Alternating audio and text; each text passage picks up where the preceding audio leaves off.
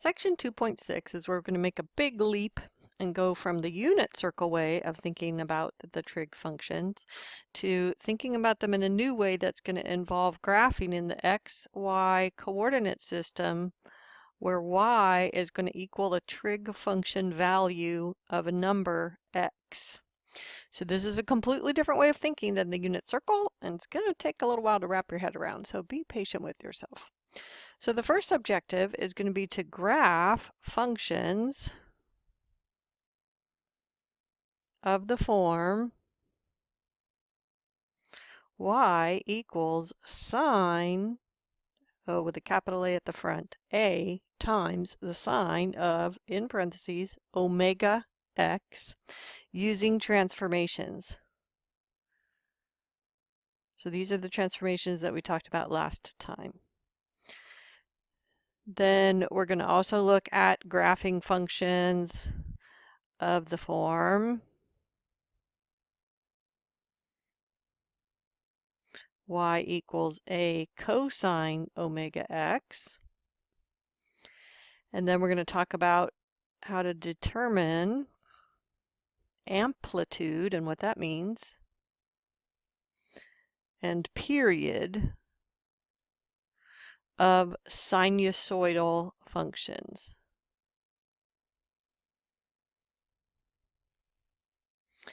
Then we're going to learn how to graph any sinusoidal function using what this author calls key points.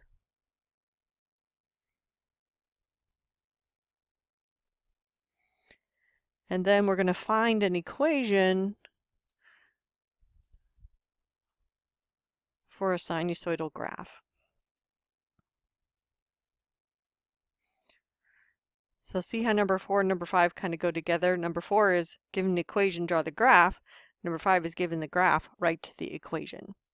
So our goal is to graph the functions y equals f of x, where f of x looks like a sine of the quantity omega times x, and a cosine of the quantity omega times x in the xy coordinate plane. In this context, x can be thought of as either a real number or an angle. You need to kind of be able to dance back and forth between those two concepts. So we want to represent these functions graphically, and I just want you to recall that you can represent functions in 4 different ways. Verbally with words that say how it behaves, numerically in a table, which is what happens when you collect data, as an algebraic equation, which is the kind we were just talking about, and then visually in a graph. So we're going to be connecting these two together, an algebraic equation and how it looks visually in a graph. So we've learned previously that the sine function has a period of 2 pi, and the cosine function also has a period of 2 pi. And ask yourself, what does period mean, and make sure you recall. That means we only need to figure out what the graph looks like on the interval from 0 to 2 pi, and then the pattern will repeat. So let's find some points that have to be on the graph, and we'll do this in class together. And then this graph below shows one period, or you'll also hear the word cycle, of the graph y equals sine x. So that's the graph that we're trying to draw, and we're going to plot our own points and draw the graph. So we can see now what we already determined when we were using the unit circle, that the domain is all real numbers, because these values of x are every possible value on the number line, so the domain's all real numbers. But notice that the range is -1 to 1.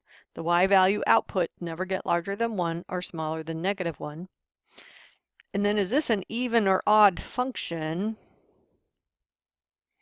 And we'll answer that one together. And then look at where the x-intercepts are.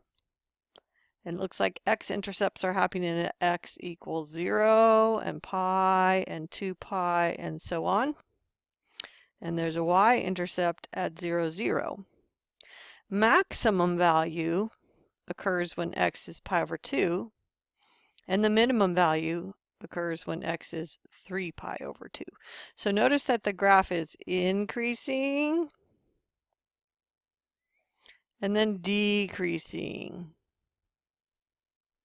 and then increasing. So anything that can be described in this way fits a sinusoidal graph.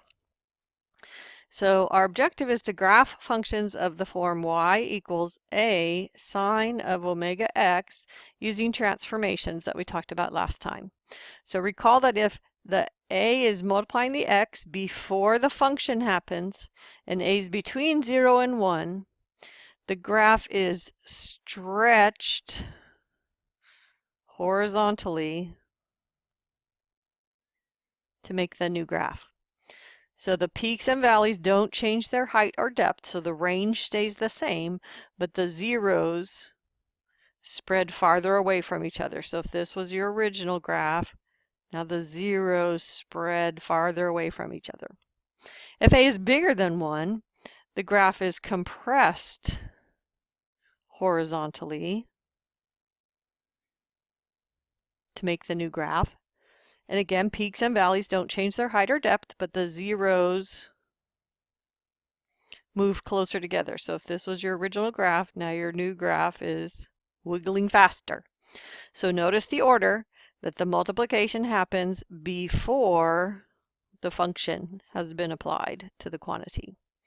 So in the function equation, f of x equals a times the sine of omega x, the quantity multiplying the x in the sine function is the lowercase Greek letter omega.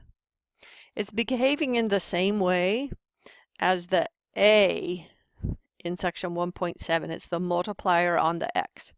So we would expect that if omega is between 0 and 1, the basic sine graph will be stretched horizontally.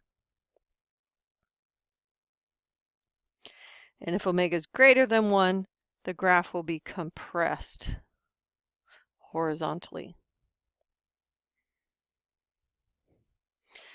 So we're going to graph y equals sine 2x and y equals sine half x and see if we can verify this.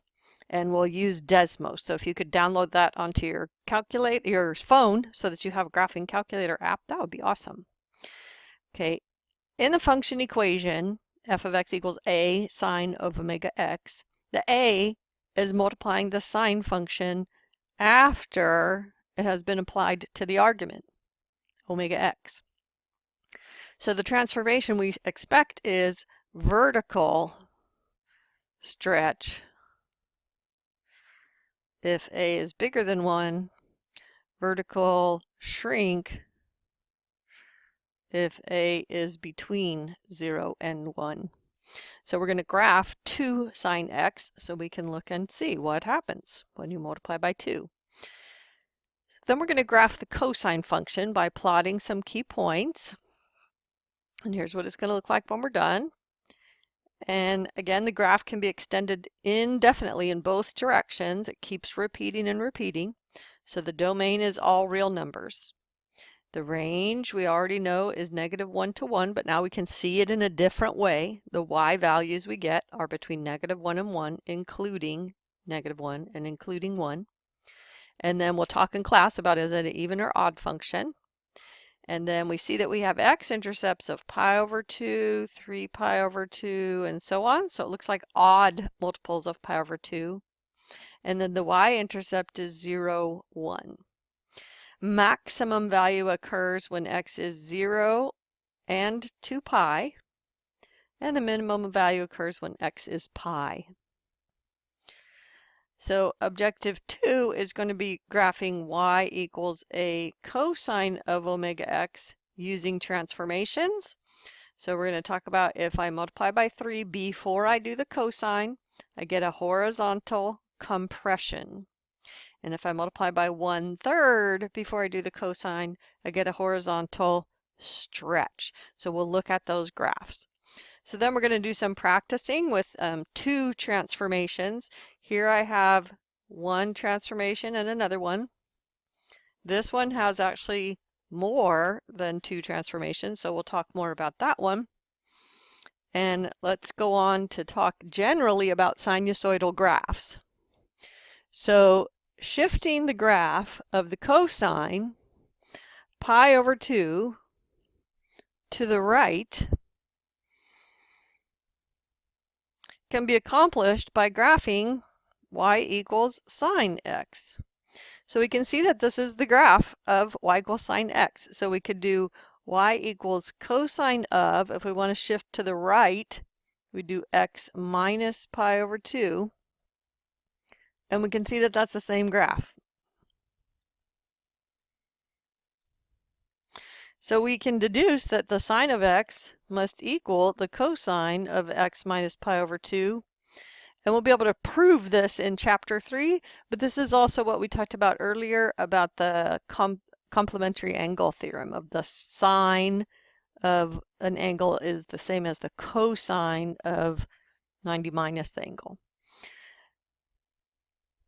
So it also follows that if we move the sine graph pi over 2 to the left, it's going to look the same as the cosine graph.